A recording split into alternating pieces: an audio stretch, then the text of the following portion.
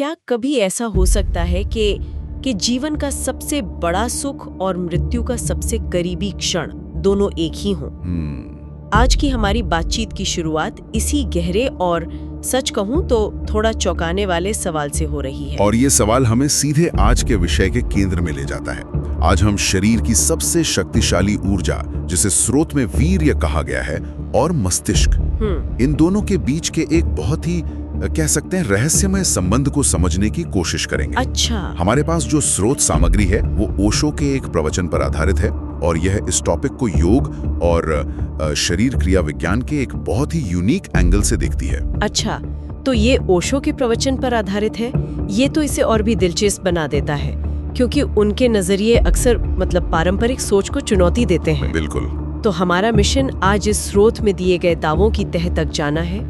क्या यौन ऊर्जा को सच में आध्यात्मिक और मानसिक विकास के लिए बदला जा सकता है? रूपांतरित किया जा सकता है। हाँ, रूपांतरित। हम वीर्य और रीढ़ की हड्डी में बहने वाले द्रव के बीच की रासायनिक समानता, ऊर्जा खोने के बताए गए परिणामों और फिर उसे ऊपर ले जाने के विज्ञान को, हाँ, उस विज्ञान को समझने की कोशिश करेंगे। जो बात इस स्रोत को फैसिनेट करती है वो ये है कि ये पारंपरिक विज्ञान और प्राचीन यौगिक ज्ञान के संगम पर खड़ा है।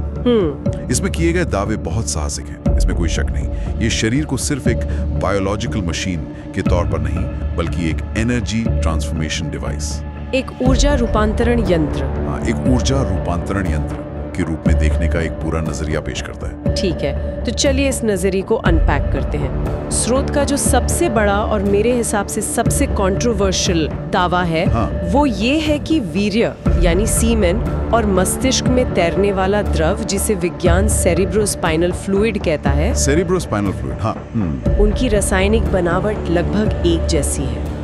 एक मिनट, ये दावा तो बहुत बड़ा है। क्या स्रोत इसका कोई वैज्ञानिक आधार देता है? क्योंकि आज के समय में तो कोई डॉक्टर ये बात मानेगा नहीं। ये एक बहुत जरूरी सवाल है और स्रोत इसे पारंपरिक विज्ञान के चश्मे से नहीं देखता, ये साफ है।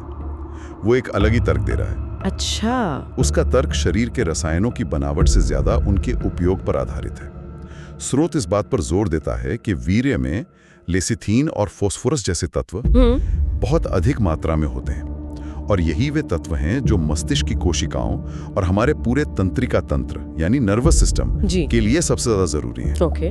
तो स्रोत का तर्क ये है कि प्रकृति ने एक ही कीमती पदार्थ बनाया है, अब शरीर उसे कहाँ इस्तेमाल करता है ये उस पर निर्भर है। अच्छा, तो मतलब स्रोत का निचोड़ ये है कि शरीर अपने सबसे कीमती केमिकल को या तो दिमाग बनाने में लगा सकता है या फिर संतान पैदा करने में। बिल्कुल। या संतान पैदा करने में। ये तो एक जीरो सम गेम जैसा है, कह सकते हैं। स्रोत पढ़ते हुए मुझे वो गन्ने से गुड़ बनाने वाला उदाहरण बहुत पावरफुल लगा। हाँ, वो बहुत अच्छा उदाहरण है। जिस तरह से समझाया गया है कि हजारों गन्नों को पेर कर फिर उनके रस को घंटों तक तपाकर तब जाकर अंत में थोड़ा सा गुड़ बनता है।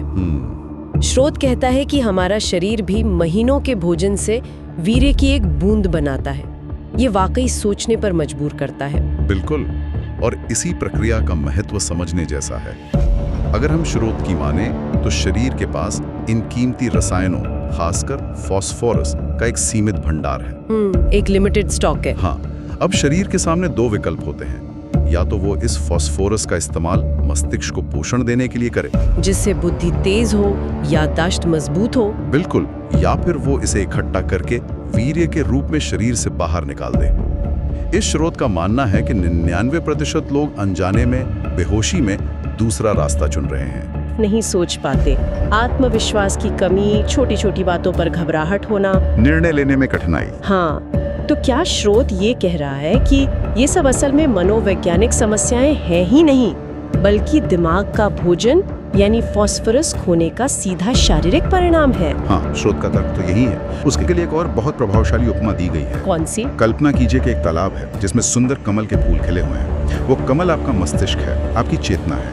अब अगर आप तालाब का पानी ही नाली खोलकर बहा दें तो कमल तो मुरझाएंगे ही, जाहिर है। उनकी पंखुड़ियां सूखकर सिकुड़ जाएंगी। स्रोत का कहना है कि आज के इंसान का दिमाग उसी सूखे तालाब की तरह हो गया है, क्योंकि जिस द्रव में उसे तैरना चाहिए था उसका स्तर लगातार नीचे गिर रहा है। अरे वाह, ये एक बहुत ही पावरफुल इमेज है। सूखे तालाब में मुरझाते कमल। और इसका असर सिर्फ दिमाग पर ही नहीं, पूरे शरीर पर भी दिखता होगा फिर तो। बिल्कुल। श्रोत में चिड़चिड़ापन और बात बात पर गुस्सा आने को भी इसी से जोड़ा गया है। हाँ बिल्कुल। श्रोत इसे सीधे तौर पर तंत्रिका तंत्र यानी नर्वस सिस्टम की कमजोरी से जोड़ता है। अच्छा। जैसे किसी मशीन में अगर तेल या लुब्रिकेंट खत्म हो जाए तो उसके पुर्जे आपस में रगड़ खाकर गर्म हो जाते हैं, आवाज करने लगते हैं, घिसने लगते हैं। ठीक वैसे ही जब नसों को पोषण देने वाला लेसिथिन और फास्फोरस कम हो जाता है तो वे सूखी और सेंसिटिव हो जाती हैं। फिर जरा सी बात पर इंसान का दिमाग गर्म हो जाता है, वो भड़क उठता है। तो ये सिर्फ दिमागी नहीं बल्कि एक नर्वस सिस्टम का ब्रेकडाउन जैसा है। सही कहा। और यही श्रोत आयुर्वेद के एक बहुत पुराने सूत्र का उल्लेख करता है। कौन सा? मरणम बिंदु पातेन जीवनम बिंदु धारणात्। अभी सुनने में बहुत भारी और डरावना लगता है ना? हाँ, लगता तो है जैसे कोई पाप पुण्य का फैसला सुनाया जा रहा हो। बिल्कुल। लेकिन स्रोत की सबसे खास बात यह है कि वो इसे नैतिकता से बिल्कुल अलग एक शुद्ध ऊर्जा विज्ञान के तौर पर देखता है। अच्छा। उसका कहना है कि ये कोई मॉरल जजमेंट नहीं है, ये बस कारण और परिणाम का नियम है। जैसे आग में हाथ डालने से हाथ जलेगा, ये विज्ञान है, कोई पाप नहीं। सही कहा। वैसे ही ऊर्जा को नीचे बहाने का परिणाम कमजोरी और अंत में मृत्यु की तरफ ले जाएगा। ठीक है, स्रोत ने समस्या तो बहुत गहराई से समझा दी, एक तरह से डरा ही दिया है, पर क्या वो इससे निकलने का कोई रास्ता भी सुझाता है? नहीं, बिल्कुल रास्ता सुझाता है। और यहीं से स्रोत ऊर्जा के ऊर्ध्वगमन मतलब एनर्जी का अपवर्ड फ्लो। हाँ, अपवर्ड फ्लो के विज्ञान की बात करता है। और इसका रास्ता है हमारी रीढ़ की हड्डी, जिसे स्रोत में मेरुदंड कहा गया है। स्रोत का मानना है कि ये सिर्फ हड्डियों का ढांचा नहीं है जो हमें सीधा रखता है, बल्कि ये पृथ्वी से स्वर्ग तक जाने की सीढ़ी है। पृथ्वी से स्वर्ग तक जाने की सीढ़ी मतलब काम ऊर्जा के केंद्र से लेकर ज्ञान के केंद्र यानी मस्तिष्क तक जाने का रास्ता। एक सीढ़ी मतलब एक रास्ता है। और इस रास्ते पर ऊर्जा ऊपर कैसे जाती है? इस सीढ़ी के भीतर एक बहुत ही सूक्ष्म नॉन फिजिकल रास्ता है। योग की भाषा में इसे सुषुम्ना नाड़ी कहा गया है। सुषुम्ना नाड़ी, हाँ सुना है। स्रोत के अनुसार यही वो राजमार्ग है जिससे ऊर्जा नीचे से ऊपर की ओर यात्रा कर सकती है। जब वीर नीचे की ओर बहता है तो वो सृष्टि का निर्माण करता है, नए जीवन को जन्म देता है। लेकिन जब यही ऊर्जा ऊपर की ओर चढ़ती है तो वह साधक को, व्यक्ति को खुद एक नया जन्म देती है, उसका रूपांतरण कर देती है। और यहीं पर स्रोत का सबसे महत्वपूर्ण विचार सामने आता है।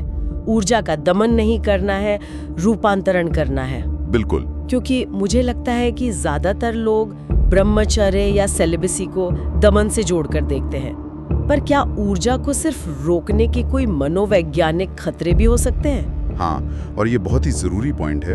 स्रोत इस पर बहुत जोर देता है कि दमन जहर है। अच्छा।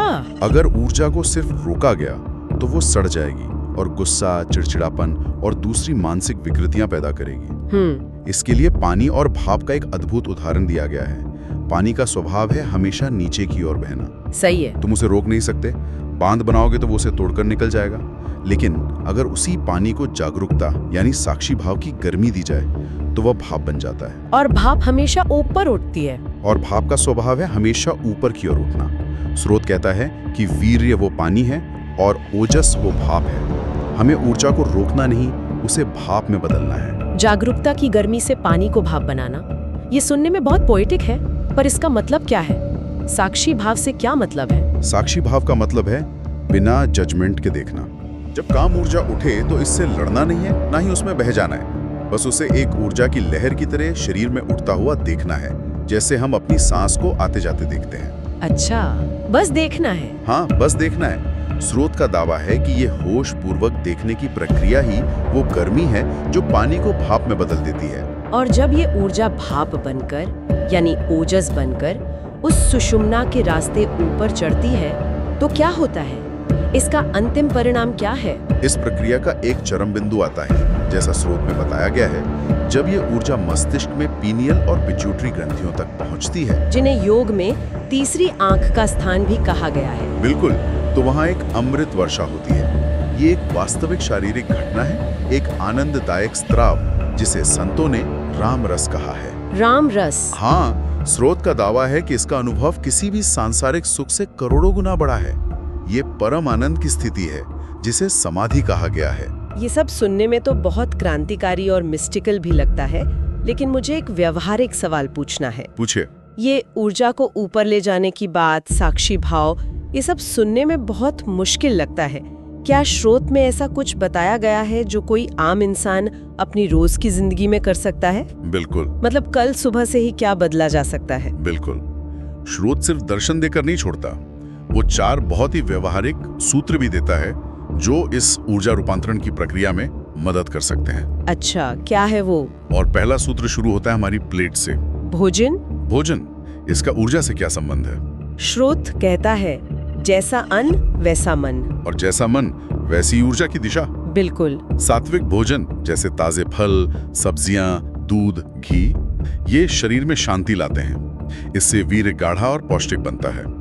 जबकि तामसिक भोजन जैसे मांस, मदिरा, बहुत ज्यादा मिर्च मसाले, ये शरीर में एक किस्म का बुखार, एक बेचैनी और उत्तेजना पैदा करते हैं जो ऊर्जा को नीचे की ओर धकेलती है। स्रोत का तर्क बड़ा सिंपल है। गाढ़ी चीज को बहने से रोकना आसान है, जबकि पतली चीज जरा से सुराग से भी बह जाती है। बात तो सही है। तो भोजन वीर्य की क्वालिटी को तय करता है। ठीक है, ये समझ में आता है। तो पहला कदम है अपनी डाइट को ठीक करना। दूसरा सूत्र क्या है? दूसरा सूत्र है विचारों का उपवास। हम 24 घंटे अपने दिमाग में क्या भर रहे हैं, इसका सीधा असर हमारी ऊर्जा पर पड़ता है। इंटरनेट, फिल्में, संगीत। हाँ, हम लगातार कामुकता से भरे कंटेंट के संपर्क में हैं। स्रोत कहता है कि कामुक विचार का आना हमारे हाथ में नहीं है, वो समाज और माहौल की देन है। सही कहा, लेकिन उसे पकड़कर उस पर कल्पना करना, उसे विस्तार देना, ये हमारी गलती है। सुझाव ये है कि विचार को एक मेहमान की तरह आने दें और जाने दें। उससे चाय पानी मत पूछो। बिल्कुल, उसे पकड़े नहीं, उसके साथ उलझे नहीं, बस साक्षी भाव से देखें कि हाँ, एक विचार आया है। मतलब विचारों से लड़ना नहीं है, बस उन्हें एंटरटेन नहीं करना है। एग्जैक्टली, उसे फ्यूल नहीं देना है। तीसरा सूत्र बहुत ही सरल लेकिन गहरा है। रीढ़ की हड्डी को सीधा रखना। अच्छा। स्रोत इस बात पर बहुत जोर देता है। आप खुद गौर कीजिए, जब हम उदास होते हैं, निराश होते हैं, तो हमारी रीढ़ झुक जाती है। हाँ, ये तो होता है। झुकी हुई रीढ़ एक मुड़े हुए पाइप की तरह है, जिसमें से ऊर्जा ऊपर नहीं चढ़ सकती, वो नीचे की तरफ ही जाएगी। दिन में जब भी याद आए, अपनी रीढ़ को सीधा करें। आप पाएंगे कि सिर्फ सीधा बैठने भर से चेतना का स्तर तुरंत बदल जाता है। ये तो मैं अभी भी महसूस कर सकती हूँ। जैसे ही मैंने अपनी रीढ़ सीधी की, एक अलग ही तरह की जागरूकता महसूस हुई। ये तो बहुत ही सिंपल और एक्शनेबल टिप है ना? और चौथा और आखिरी सूत्र क्या है? चौथा और आखिरी सूत्र है नींद की तैयारी। स्रोत के अनुसार ज्यादातर ऊर्जा का विनाश नींद में होता है, सपनों के माध्यम से। क्योंकि तब हम पूरी तरह बेहोश होते हैं। हाँ, हमारा चेतन मन सो रहा होता है। इसलिए सोने से पहले के 45 मिनट बहुत कीमती हैं। इस दौरान मोबाइल, टीवी, इन सब से दूर रहें। एक पुराना उपाय बताया गया है, ठंडे पानी से पैर धोना, क्योंकि पैर के तलवों का सीधा संबंध जिनेंद्रियों और मस्तिष्क से होता है। उन्हें ठंडा करने से पूरे सिस्टम में शांति आती है। अच्छा, और फिर बिस्तर पर बैठकर 10 मिनट के लिए अपनी सांस को देखना या कोई शांत संगीत सुनना, एक शांत और पवित्र भाव में नींद में जाना। तो ये नींद में जाने की पूरी तैयारी है, ताकि बेहोशी की अवस्था में भी शरीर की ऊर्जा सुरक्षित रहे। हाँ, इन चारों सूत्रों के पीछे जो मूल तर्क है वो एक ही है, चेतना को बेहोशी से होश की ओर ले जाना। अच्छा। चाहे वो भोजन के प्रति होश हो, विचारों के प्रति होश हो, अपने पोस्चर के प्रति होश हो, या नींद में जाने से पहले का होश हो। क्योंकि स्रोत का अंतिम निष्कर्ष यही है कि ऊर्जा का विनाश हमेशा बेहोशी में होता है। जो व्यक्ति होश में है, जो जागरूक है, वो कभी भी अपनी ऊर्जा को बर्बाद नहीं कर सकता। ये चारों सूत्र उसी होश को साधने के अभ्यास है। आज की इस पूरी बातचीत को अगर समेटना हो तो स्रोत का अंतिम संदेश यही लगता है कि ये शरीर एक वीणा की तरह है। एक इंस्ट्रूमेंट। हाँ, अगर तार ढीले हैं तो संगीत बेसुरा होगा, और अगर बहुत ज्यादा कसे हैं तो टूट जाएंगे। इसे सही सुर में साधना पड़ता है। बिल्कुल। और वीर्य और मस्तिष्क, ये एक ही सिक्के के दो पहलू हैं। एक रास्ता बाहर की ओर, संसार के सृजन की ओर ले जाता है, और दूसरा रास्ता भीतर की ओर, आत्मज्ञान की ओर। और चुनाव पूरी तरह से व्यक्ति का अपना है, होश पूर्वक किया गया चुनाव। बिल्कुल। और मैं श्रोताओं के लिए एक अंतिम विचार छोड़ना चाहूंगा, जो सीधे स्रोत से आता है। स्रोत ये दावा करता है कि जब ये रूपांतरित ऊर्जा, ये ओजस मस्तिष्क तक पहुंचता है, तो व्यक्ति को अपनी असली पहचान याद आती है कि वो ये शरीर नहीं, बल्कि वो शाश्वत ऊर्जा है, कॉन्शियसनेस है, तो सोचने वाली बात यह है, यदि हमारे शरीर में सचमुच स्वयं को जानने का एक जैविक नक्शा, एक बायोलॉजिकल मैप मौजूद है, तो इस आंतरिक कीमिया, इस इंटरनल एल्केमी को समझने की कोशिश करना हमारे जीवन के बाहरी लक्ष्यों और आंतरिक शांति के लिए क्या मायने रख सकता है।